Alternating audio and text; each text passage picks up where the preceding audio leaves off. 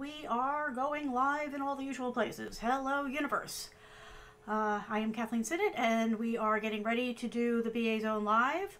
My co-founder, Mary Ann, is here, and we are ready to dive in and cover all kinds of things for you as soon as we verify that everything is alive. So just give me a second here. There you go. Let's see. Did you know that today was National Love Your Pet Day? No. Yes, I threw something up on Instagram with our puppies. I was wondering why there were so many hits with dogs coming up. I'm like, where did that come from? So I figured it was a good day for it, so I went all out. All right, let's see here. This one. Yeah, everybody was sharing their pups. I was like, well, we have cute pups. We definitely have to share ours. Yes. Although I have to get a helmet for mine. Mine fell down the stairs today. Oh, no. So now time for the He's baby not gate, seeing. Yeah, no, he's just not seeing it all. No, he used to go up and down the stairs all the time, but now he just can't. Ah, poor baby. But I think he's tired from watching sports late into the night. That could be too. And I think I think it's affecting him. Could definitely be it. Okay, so we are live on YouTube, we are live on Periscope, and Facebook should be joining us in less than a minute. Did it scare him when he fell, or? Yeah, it scared him. He tried to stop himself, went down another couple, and everything's frightening him now because he really can't. I don't think he can see it all anymore. So, and that happened within a week. Well, with that you've one got eye. the appointment, what, in 2 weeks? Yeah, in 2 weeks to check. But with his age, I'm not sure that. Like I said, I'm just going to have to build him a little helmet. So he doesn't whack his little head. And like I said, yeah, with Bailey, I just, I got to the point where it was just automatic for me to, give her verbal warnings and, let her know what was in front and behind her. And she caught on pretty quick. Yeah. He's a smart little dude. Yeah, He'll figure it out. He will. Okay. I might have to get one of those little humanoids. Did you see the Munich airport has added a little humanoid robot to help flyers? I was reading that and I'm thinking to myself, can you see that like in Newark or JFK or LaGuardia? The first irate flyer would knock that little thing's head right off. Yeah, no, it wouldn't last 10 minutes. What he needs is a seeing eye dog. And you're going to laugh, but that's actually recorded cases of one dog guiding another. Oh, I'll have my. to find some of those videos for you. Oh, right, I've seen that. For folks who are just joining, we'll get back to it. For folks who are just joining, this is the BA Zone Live. I am Kathleen Sinnott, and my co-founder, Mary Ann, is here, and we are just getting all of the pieces in place so that we can start at 9 o'clock. If you have any friends who you think would enjoy this, please invite them. And while you've got the time to kill, why don't you, follow us, like us, so that way you'll get the notifications and all that kind of good stuff about what we're doing and what we're up to. Let's see, so if you do the follows, the follows are the ones that will give you the notifications. But anyway, so there's actually, seeing eye dogs for dogs. It could happen. I know. Another dog. I'd never be allowed to have another dog in this house to help my dog. You've got such a little dog, so two together still wouldn't be a complete dog for a lot of people. I know. It's like I'm just holding the leash very close and tight because he's zigzagging all over the place. The poor thing just doesn't. I'm telling you, got to invest in a crash helmet right now. But we'll see what we can do. Well, like I said, he'll figure it out, and the more you talk to him, that'll help orient him to his surroundings. Turn this a little bit. I'm getting all kinds of weird glare tonight. It's probably my brain. It's the fire inside you. Yeah, that's one word for it. Oh my goodness. It's been a whole Mondays this whole month. February is just Mondays. Okay, so where are we at? I can't see the calendar because why? You got about 3 minutes. 3 minutes. Okay, good. That means I can hit mute and take a sip. Hang on one sec. Where am I?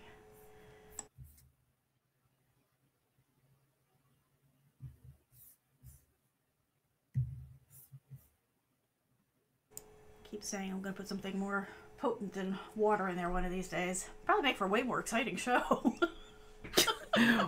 Things will get really perky about halfway. Yeah, yeah. Well, we always work better with a little libation. Yeah, definitely. Loosens the gift of gab.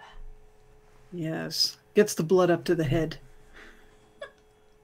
I could definitely use that. That's part of my problem. I didn't hang upside down today.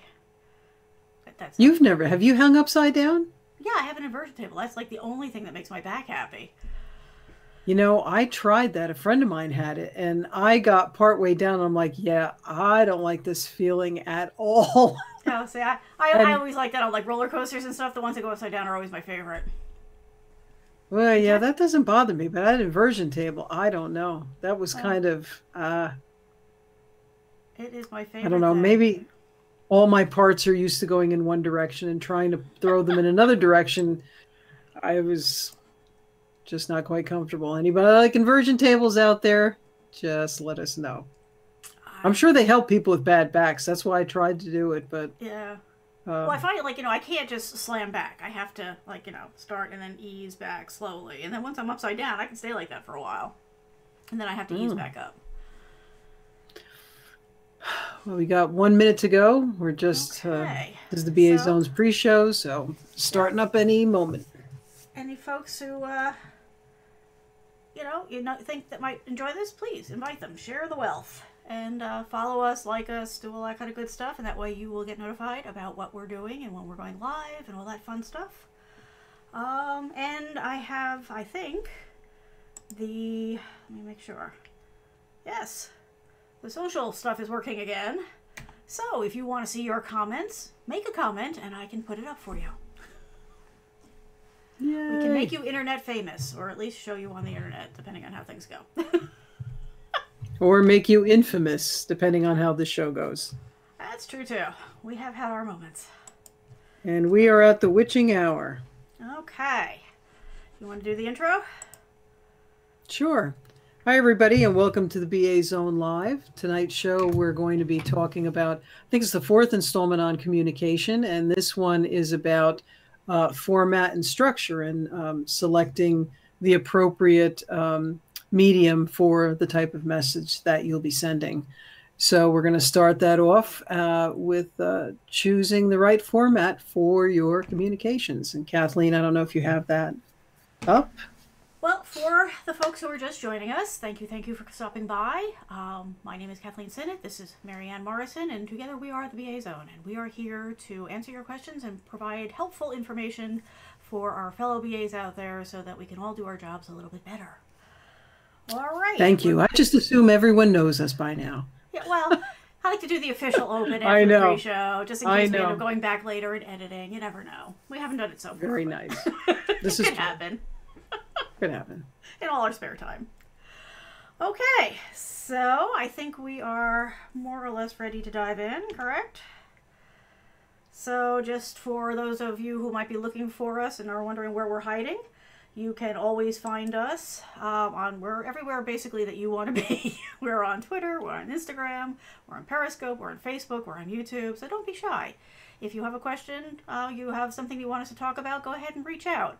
If you're catching this on a replay, you can also just go ahead and post messages, post comments, questions, and we will get back to you. We always go back and check, so don't be shy. We're friendly. We don't bite. Alrighty, let's see. Is this going to move forward? You worked during the test? Seriously? There you go. You got it. There you go? All right. It did. Yeah. Yay. It's a little slow. It's all right. We do test before the show every time, but every time. Sometimes it matters, sometimes it doesn't. So tonight the topic is we're continuing our series on success secrets, and tonight it's format and structure, specifically how it relates to getting your message across. So the whole key to this is to make sure that you are using the right format for your communications. There's so many options, and sometimes people fall into ruts doing their favorite things, and so we're going to talk a little bit about how to get out of that rut and to make sure that you are matching the goal of your message to the format and method, I guess, of how you are transmitting it. So, for example, if you are trying to communicate an idea, a concept, that type of thing, your best option may not be a 500-page document or manual. It could just be that you need to draw a little picture, make a graph, make a chart, something that will communicate visually the concept that you're trying to cross. The reality is you're not going to get a high retention rate on data in a 500-page document, whereas sometimes if you just show a nice picture, it doesn't even have to be it doesn't have to be artistic, it just needs to communicate well. So that is my first tip. Mary, do you want to jump in with the next? Sure. Next one would be, don't use an email when you really need a meeting. A lot of times emails, there's a barrage of communication going across everyone, and you cannot read people in an email. You can in a meeting. You can not always convey a tone through an email that you may, especially if you're trying to persuade someone to do something or to sign something. You want to select the right, method for your message. And emails, there's so many of them that your email can get lost. So you need to make sure that your email does stand out if you're using it. But, when you really need a face-to-face, you don't want to do it in an email. You want to definitely do it in a meeting. It just enables you to read people better and see if you have to adjust your message based on the feedback you're getting in unspoken as well as spoken verbal. Right. And again, part of that is to make sure too that you're not trying to communicate something to a group of people through an email chain where people are going to get confused because of the threading, and somebody's going to respond and then not see that somebody else had already asked that question or responded to it, and so it can create more trouble than it's worth. So in those cases, you do want to get everybody face to face so that they're all having the same conversation at the same time. Okay. So the flip side of that one would be, don't hold a meeting if an email will do. A quick way to annoy people is to have them carve an hour out of their day, have them trope away from whatever they were working on to come sit in a meeting room to discuss something that is going to take all of 10 seconds. So if there's something that can be clearly communicated in an email, if you're just sharing information or maybe giving the answer to a question to come out of a previous meeting, that doesn't necessarily mean that you need an entire meeting to discuss that. If you can just send it out and say, oh, okay, so here are the numbers that so-and-so had asked for during the last meeting. Everybody's good, they've got the information, and that should be fine then until your next scheduled meeting. Anything you want to add to that? Right, and on top of that, if you don't need a meeting, maybe a survey would do, especially if people want to be anonymous. So if you're got some highly sensitive information, I think that the whole message is you have to determine whether, this information is really going to be complex and how you want to display that. You want to take a look at whether it's time sensitive. Do you, need to use instant messaging, which you don't want to use too often because it really interrupts people's day as well. So you got to really think about what the outcome is going to be with the message you're trying to convey or the information that you're trying to get. Also, is maybe there's security involved or some type of confidentiality where you don't want a lot of people on a thread, and especially with the way we use social media today. And it is becoming a little more popular in corporate settings. They certainly use their own social media that's not part of the corporate setting. But it all goes back to that. And also, do you need to create an audit trail for the communication? All of these sort of factors will determine what type of mode of communication that you're going to be using. But you definitely want to go with the most direct in all of these. But again, you have all these other considerations to think about when you're deciding what you're going to use. And always, an open door policy is great too, where you can do a face-to-face, a quick thing without an actual meeting. But again, it all goes back to the message. Let the message drive the medium that you're going to be using. Right, exactly. And that's was my next one was sometimes you need to have a one-on-one in the hallway with somebody, or you need to take somebody out to coffee to have that conversation. If maybe it's something that you need to resolve before you go before the larger group, maybe it's a subset of the team or whatever. Sometimes that one-on-one meeting is the thing that you need in order to move everything else forward. So again, you have to look at what the message is, what your goal is, and compare all of your options to see what's going to get you to the result the fastest and the most efficiently. Mm-hmm. Alrighty, anything else for this one? Well, no, I think you're absolutely right. I think people rely on one mode of communication all the time, and they just get used to that, and they really don't think about all the other factors that are involved with that. And it makes for a much better communication, and you're gonna, it's a much better communicator. It's a better way of doing that. Just taking a look at the different. Just don't get stuck with, oh, I'm just going to use, the instant messaging, which drives people nutty. So think about what you're doing. Everybody has their favorite and everybody has their comfort zone, right. And sometimes you have to mix it up because you have to work inside of the comfort zone of the people that you're talking to, and it may be in some situations that you have to mix it up. If you know that you've got somebody who just does not comprehend unless it's in front of them in an email, then you know that that's the case where you need to do that with that person. So sometimes you have to split your method up depending on the situation that you're in. Got to be flexible. That's the whole key to our job, is problem solving and flexibility. There you go. We like doing, the chat, or we prefer to have a meeting, or however it is you prefer to work. You've got to make sure that whatever you're doing is working for the rest of your team, the rest of your audience. Okay, anything else? Those were my favorites on that one. Mine too. Rump. Okay. Moving on to. So next we have structure. So this is more about how you're doing the presenting and how you're communicating and making sure you're getting all those details taken care of. Oh, I just realized I keep leaning in and I'm losing the top of my head here. Sorry. Really, I have the top of my head. It hasn't been cut off yet. Okay, so for example, if you are going to do something that is graphic in nature, make sure that you've got the proper labeling on it, that you're using a legend where you need to, that you are not just relying on things like color to communicate the message. You have to keep in mind that maybe the material that you are presenting is, going to have a life beyond the conversation that you're having. So whether it's the email or the meeting that you're in or whatever. So you want to make sure that anybody that sees that image is going to get the information that they need. Otherwise, you run the risk of massive misunderstandings down the road, and you really want to avoid that. So always take a minute before you hit send or before you bring it into the meeting to make sure that if somebody just found this, pinned to the wall, would they be able to get some kind of idea on what the actual goal of that message was. And also with that one too.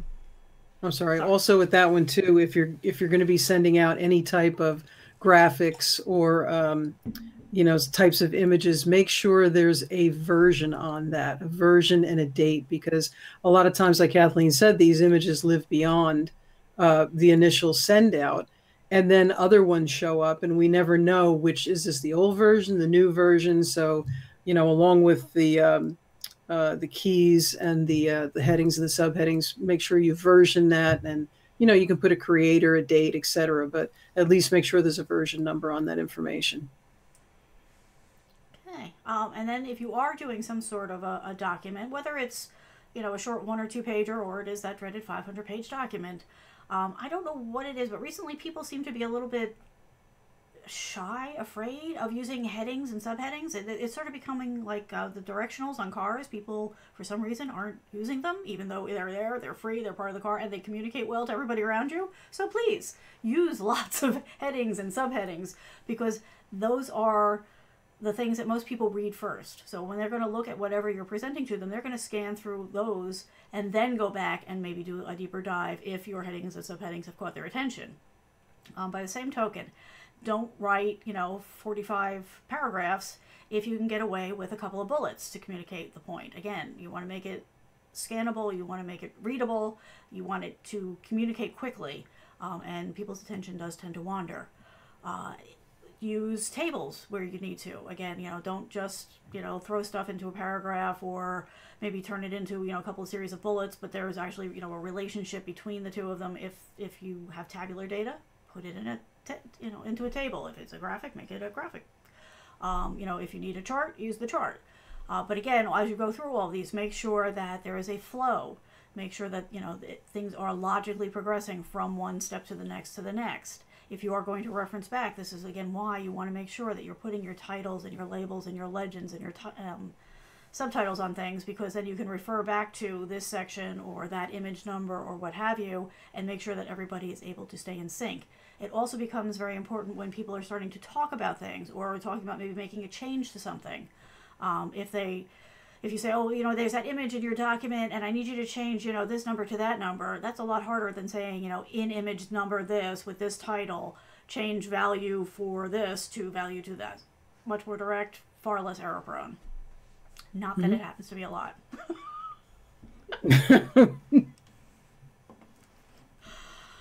Okay, and then there is, of course, the conversation that we've had previously about your vocabulary and your grammar. Again, these need to be appropriate to the format of the communication that you are crafting. So if you are doing a more formal document, then you want to make sure that your vocabulary and your grammar reflect that. If you're having a conversation in the hallway with somebody or over coffee, then you want to adjust it accordingly so that it fits the situation that you're in and the person that you are communicating to. And if you did not see that, you can go back and catch one of the previous shows, the last 2 weeks. I don't remember the order. I think it was vocabulary and grammar, then grammar. I think that's how it went. So you can go back and you can get caught up on those shows if you'd like. They're on Periscope and Facebook and YouTube, so you will have no trouble finding those. Anything else you want to throw in there? Just one thing, if you're using email, similar to headings and subheadings, if you're using email and you want it to get to someone, well, this is sort of like a pet peeve with me. In that subject line, you don't put, hey, how you doing, as your subject line. You want it to be very specific so it stands out. So if it's around a particular issue, put the issue first. If it's around a requirement sign off, put requirement sign off and then add additional information. But make it very easy for people to find it in their email. That's just a pet peeve, as well as how you use CC and blind copy, copy and blind copy. But those are just simple formatting things for email. But I know plenty of people, even with the carbon copy, who just, send carbon copies that are sent to them directly to their trash because they're just inundated with emails. So, it's those simple things to make sure your stuff floats to the top. And excellent point. Yes. Yeah. And also one other thing too, when you're communicating at the end of the communication, always thank them for their time. It's these simple little things that help you get that feedback that you need. Ask them for feedback, comments like we do on our show all the time, and give them a big thank you for, taking some time out of their busy day to take care of this stuff. It's a little thing. It doesn't sound like much, but it actually helps when you're looking for the give and take in a communication. Oh, yeah, exactly. And it's all those little pieces that add up to how people perceive you. So if you have a proven history of doing these things and being consistent about it, then you're going to be looked at as somebody that's coming across professional and, communicates well and all that kind of stuff. Whereas, and so that if you miss one, then people are going to give you a pass on it because you have proven that you can do this right. But if you have the other side of it, if you have a terrible history of being unclear and inconsistent and not respecting people's time, you can bet that that's going to follow you around too. And that's actually going to be harder to change than the positive impression that people are going to have. And that's a great segue into our next section. Well, actually, I have one more that I want to throw in here because your comment about, the subject line triggered something for me. Make sure that you don't assume that everybody is only working on your project. So in addition to making sure that your subject line is clear, you might also want to put the project name in it, or the nickname that you all are referring it to, because you may be dealing with people who are working on 3 or 4 projects. So if they want to quickly go through and find the information related to your project, then it's in your best interest to make sure that that's easy for them to search for. So if you always include the project name in your subject line, you're going to make their life much easier, which means that they're going to be more prone to make your life easier. That's exactly right. And don't forget the version number when you're doing that. Oh Always, my always. gosh. All Always, right. always. So we will move on here and we will talk about, where is it? There we go. Why is this important? Well, that should be pretty clear, but we'll go back into it, right? Here we go. So everything that we're talking about this month is about clear communication. And that is one of the, core pillars of what we do, because we're trying to get projects over the finish line successfully. And the big part of that is making sure that everybody's always on the same page, everybody's getting the answers that they need and that you need in order to get the project across. And being clear, communicating well, all pays into that success. Sorry, something just popped off my knee. Is there anything else you want to throw in on that one, Mayor? Well, no, exactly. I mean, the perception definitely improves trust. It'll increase your productivity for sure. You'll be able to, find things, get things done, get things answered much more quickly. It'll increase your speed to delivery and your accuracy, because you're going to be actually, you create this relationship. I mean, it's all about creating relationships as a business analyst. So you want to be perceived as someone, the go-to person, the subject matter expert, everything that you need to know everything about this product. And you need to do that by talking to people. And like Kathleen was saying, that 500 document, that may be appropriate, maybe in government work or somewhere. But a lot of people, if you try to throw that into an email, people are going to read maybe the first paragraph and completely ignore you after that. And it's very hard to get that confidence back once you do that. I mean, it's possible, but you want to start off on a good foot doing that. And the bottom line is actually, it affects the bottom line. So it affects the ROI. If you can't get the information you need and you can't get things confirmed in a timely manner, it's going to affect the company's bottom line, which is going to affect your paycheck. So, that's why it's important. In communication, it's all about engagement. It really is. So building community, creating a social, I almost said sexual, social interaction. Don't go there. I don't know. La, la, la, la. And facilitating that exchange of information, which empowers people. Once they have information, they can get it, and they know who they can get it from, and it's clear and concise. It definitely builds that community and that trust, and that's why it's important. Yeah, and the trust is key, because as soon as you become the person that they know they can count on, they know that they can trust the materials that you're providing, they can trust the answers that you're giving them, the solutions that you're suggesting. That means that when you get to that point where maybe they get to something that maybe they're not so comfortable for whatever reason, they're more likely to go along with you, or at least ask you the right questions instead of just shooting you down, because you've built up that history of being trustworthy and proving that you are capable and doing a good job on a regular basis. That pays off so big down the road. So it's a really important thing, and it becomes, this whole thing about communication, it just becomes easier and automatic the more you do it, which is a nice benefit, because it'll also just work in life too, which, hey, there's a win-win for you. It works in the office, it works at home. Yeah, there you go. Well, you try. That's all we can do is try. That's all we can do is try and put it out there, give you the information that you need. Okay. Anything else you want to toss in here, or are we pretty much good here? I think I covered everything. I think we're pretty good. All right. I think that was great. So we hope we gave you the information that you need definitely in this communication. If you have any questions or comments, and you're catching this on the replay, please feel free to go ahead and toss those in. We do come back and we do check in to see if anybody has anything after the fact, so don't be shy. It's quite okay. You can also get a hold of us right here all of the time. You can get us on whatever platform you're watching us now, so that's Periscope, YouTube, Facebook. We're also on Twitter and on Instagram. You can also go to our website, which is thebazone.com. And you can always leave us a message there. We've got a contact form for you to fill out. Let us know what's going on. Or you can place comments on the shows there too, because we do have a Watch Now page. and there's an archive where you can go and see all of the shows.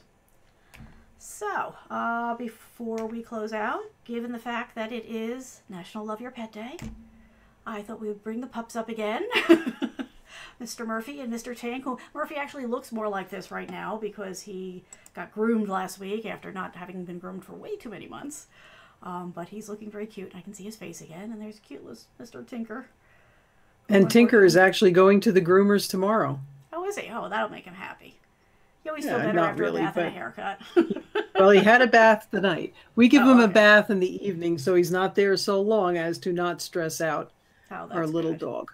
Do they bring him someplace, or does he go? Do they come to you? No, I bring him. I bring him to a groomer, but you know, because he had so many stomach. Not that everybody needs to hear this, but because he had so many stomach issues, we make sure that we kind of, you know, give him a bath the night before, and then she cuts him up. So he'll be really cute tomorrow. But cuts him up, gives him a haircut. cuts his hair. You know, gives him a little cut up. You know, he can. He's not. They're not eating him. They're just cutting his hair. All right, oh my folks. gosh. Well, thank you so much. We hope that you found this useful, and you will join us next week where I think I'm going to be talking about tools for communication, unless somebody comes up with another topic that they would prefer me to do. But that's the stuff I'm working on right now. Okay? And I'm off next week. Yes, she can only take me so many weeks in a row. Then she needs a break. I'm so sorry. Sorry, I had the vacation plan before I had those issues earlier in the month, so I understand. I'm abandoning her once again. But she seems to be doing very well on her own. That's all right. I'll just be all kinds of she's getting the vapors. Somebody get her a fan. She'll be fine. All right, folks. I'm going to set you Thanks free so much, everyone. I'm just going down the tubes here. Have a good one. We will see you next week. And in the meantime, if there is anything that we can do for you, if there's anything you need, if there's anything you're struggling with, any questions that you have, please, please, please don't be shy. Reach out. That's what we're here for. Okay, everyone. So take care, Kathleen. Take us out.